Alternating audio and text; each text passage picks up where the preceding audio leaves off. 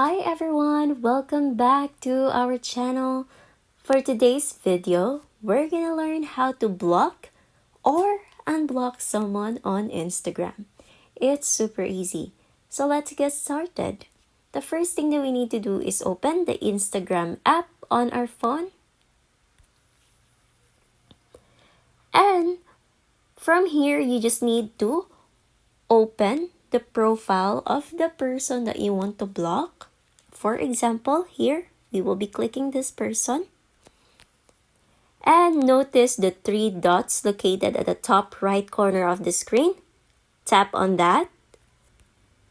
You will be able to see these options, and one of it is the block option. To block someone, you just need to click block and confirm by clicking block again.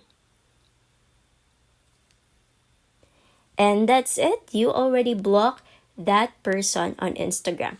Now, to unblock the person, you just need to click on unblock and click unblock again to confirm. And that's it. That's how you block or unblock someone on Instagram.